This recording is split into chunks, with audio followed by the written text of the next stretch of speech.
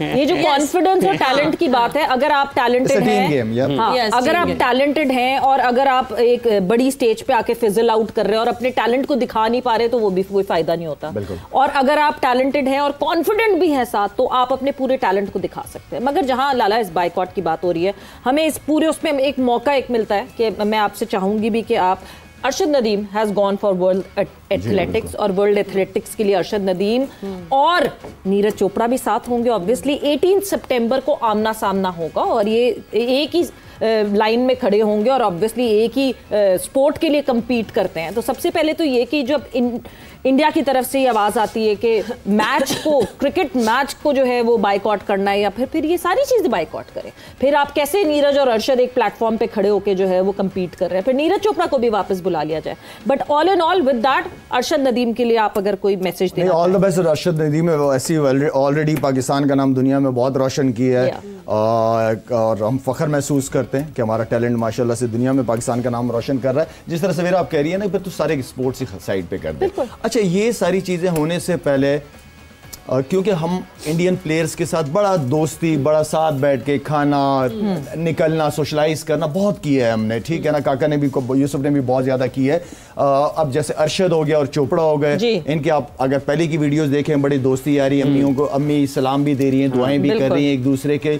लेकिन जब पॉलिटिक्स आ गई ना, हमारे अंदर ऑटोमेटिकली दूरियां पैदा कर दी हैं जी। हम प्लेयर तो आपस में मिलते हैं, खाते पीते हैं, गपशप हर किस्म की, लेकिन इस पॉलिटिक्स ने जो है ना, खासतौर पर इंडिया की पॉलिटिक्स का मैं कहूँगा कि उन्होंने आपस में प्लेयरों में जो पीस के एम्बेसडर्स रहे हैं, हमेशा जो अपने अपने मुल्क के एम्बेसडर रहे हैं, दुनिया में जाते हैं, मिलते जुलते हैं, उनके आपस में दूरियां सिर्फ और सिर्फ इंडियन जो पॉलिटिक्स है उनका बिलीव इस चीज़ के ऊपर है कि बीच में गैप, फासले पैदा कर दें, वरना तो रिलेशनशिप हमेशा से बहुत अच्छे रहे। पास्ट में देखें, अभी भी वीडियोस मौजूद हैं, कितने टूर्स, इतने आउटस्टैंडिंग टूर्स यादगार। मेरी हमेशा मैं कहता हूं कि मैंने जितना इंडिया में एंजॉय किया और ऑस्ट्रेलिया में, मैंने कहीं क्रिकेट को इतना एंजॉय नहीं किया। तो उस चीज़ के अंदर पता नहीं, आई डोंट नो, ये जो हुकूमत है, बार बार कहता हूँ कि इन्होंने फासले बहुत पैदा कर दिए हैं, बहुत पैदा कर दिए।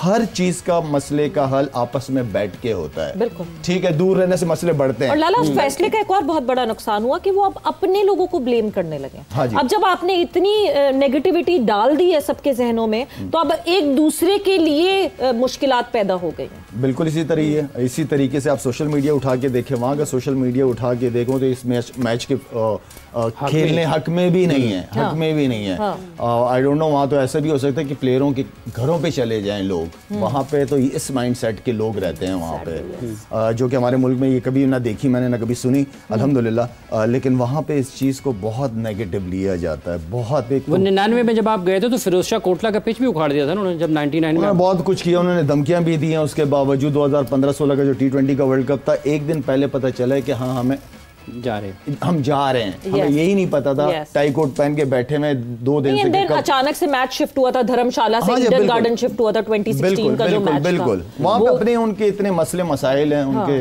आई मीन के, और ख़ास तौर पे जब उनकी गवर्नमेंट भी उसी सोच वाले लोग हों, तो बड़े जो होते हैं वो तो अच्छी डायरेक्शन देते हैं यूथ को, कौम को, लेकिन वहाँ पे बहुत ज्यादा नेगेटिव देखा जाता है चीजों में। इस नेगेटिविटी को 2016 में जब हम इंडिया गए थे, हमने इंडिया को हराया था, वो बारिश हो गई और 2 रन से जो है हम जीते थे, तो हमें अपनी ही विक्ट्री को सेलिब्रेट करने के लिए हमें वेट करना पड़ा। हम अंदर चले गए थे और सारा जो क्राउड था स्टेडियम को खाली किया गया था, फिर हम अपने जो ड्रेसिंग रूम्स हैं उनसे बाहर आए थे और हमने तस्वीरें ली और हमने अपना जश्न मनाया था। बिल्कुल, तो ये वहाँ की जो ये क्राउड और जो ऑडियंस है वो बहुत, मुझे लगता है, खतरनाक है।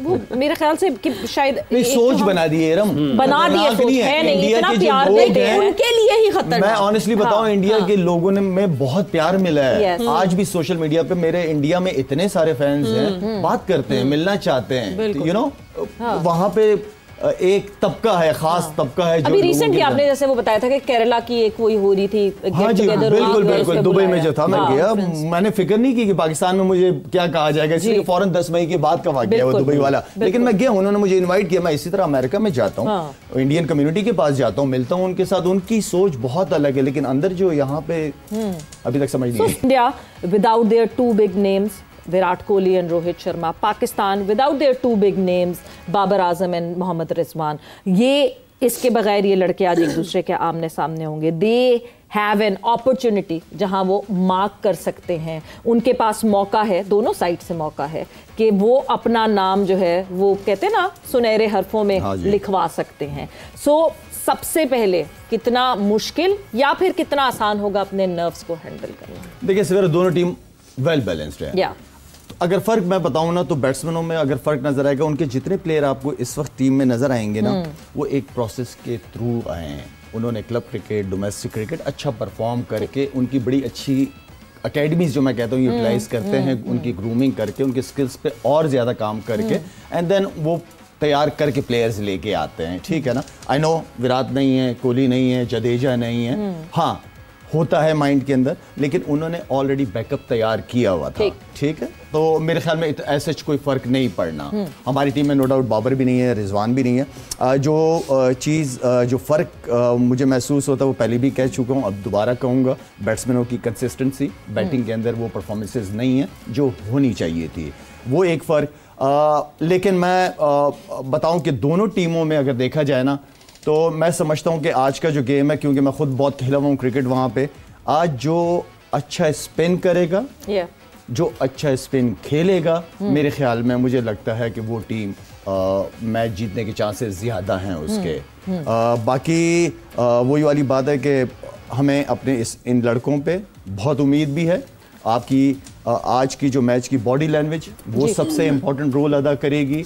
आपका ग्राउंड के अंदर उसी सिचुएशन के अंदर प्रेजेंट रहना ये बहुत ज़रूरी होगा। क्या हो रहा है, क्राउड क्या कह रहा है, कौन क्या कह रहे हैं, नहीं, आपका जो आज रोल है, चाहे आप बैटिंग कर रहे हैं, बॉलिंग कर रहे हैं, फील्डिंग कर रहे हैं, आप उसको एंजॉय करो और फोकस करो और अपनी जिम्मेदारियों को लेना है। आज बैट्समैन अपनी जिम्मेदारियां लें, बॉलर अपनी जिम्मेदारियां, फील्डर्स तो टीम में फील्डिंग से टीम का पता चलता है कि आज वो किस माइंडसेट के साथ ग्राउंड में उतरी है। तो ऑल द बेस्ट जी, गेम होगा, अच्छा गेम होगा, उम्मीद करते हैं। जो शुरू के जो 2 गेम हुए हैं, जो वन साइडेड 3 गेम जो हुए हैं, इंशाल्लाह वो नजर नहीं आएगा और एक अच्छी तगड़ी क्रिकेट यानी जैसे मुशी भाई कहते हैं कि कनेक्ट रहना पड़ेगा हर वक्त, हर वक्त स्टे पॉजिटिव, किसी चीज को नेगेटिव नहीं आने दें अपने, स्टे पॉजिटिव। आप सब अच्छे हो तो इसलिए पाकिस्तान टीम में खेल और इन लड़कों को मालूम होना चाहिए कि ये मोमेंट है उनका हीरो बनने का। ऐसे ही होता था, यूसुफ मेरे साथ बैठा हुआ है, मेरे ख्याल में हम बड़े मैचेस का हमेशा इंतजार करते थे कि यार ये वो मैच है कि अपॉर्चुनिटी है कि जिससे हमें अवेल करना चाहिए। लाइफ में आती है, कभी कभार आती है, लेकिन अवेल लाजमी करने की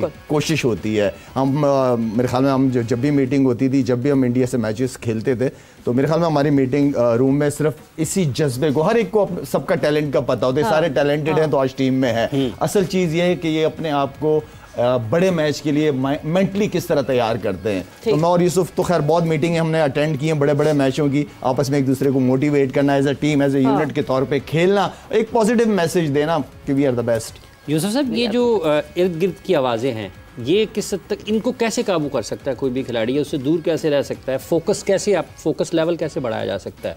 बिस्मिल्लाह, ये तो होगा इंटरनेशनल क्रिकेट में, ये होगा स्पेशली इंडिया पाकिस्तान मैच में तो ये बहुत होगा। आप अपने टैलेंट से, जो अल्लाह ने आपको टैलेंट दिया है, एबिलिटी, टेक्निक, इससे आप इन चीज़ों से दूर हो सकते। जब आप परफॉर्म कर रहे होंगे ना ऐसे बड़े मैचेस में, तो ये चीज़ें ऑटोमेटिकली आपसे दूर हो जाती हैं, आपको पता ही नहीं चल रहा होता, जितना मर्जी क्राउड हो। तो आपने जो अल्लाह ने आपको सलाहियत दी है उस पर यकीन रखना है और पूरा 100% आपने उधर परफॉर्म करने की कोशिश करनी है। बाकी ये सारी चीज़ें तो चलती रहेंगी सारी ज़िंदगी, आप जब तक इंटरनेशनल क्रिकेट खेल रहे हैं ये चीज़ें होंगी। ये मैच स्पेशल होता है इंडिया पाकिस्तान का, इसमें कुछ ज़्यादा होता है, तो इसमें आपने ज़्यादा जज्बा भी लगाना है, इसमें एक जज्बा भी आ जाएगा बीच में। ये चीज़ें तो है ही हैं, लेकिन साथ जज्बा भी डाल देना है, जैसे अभी शेर सुनाया ने इकबाल साहब का, तो ऐसी चीज़ें करनी पड़ेंगी आपको, अपने आप को ऊपर रखना पड़ेगा। जो मीटिंग्स की लाला बात करें, यानी पर्टिकुलर चीज़ जो आपको उन मीटिंग्स के हवाले से याद हो कि इंडिया के मैच से पहले जो मीटिंग्स हुई हैं, उन मीटिंग्स में पर्टिकुलरली क्या बात होती थी, आपके कैप्टन आपको कैसे मोटिवेट करते हैं? सिंपल है, सारे यही कहते हैं कि भाई ये एक ऐसा मैच है कि इसमें कोई भी हीरो बन सकता है, और वो बने, बहुत से बने, लाला बने, आप सईद भाई ने बहुत रन किए हैं, सारे सकलैन है, जितने भी आप नाम ले ले, सब ने स्कोर किए, आउट किए हुए हैं।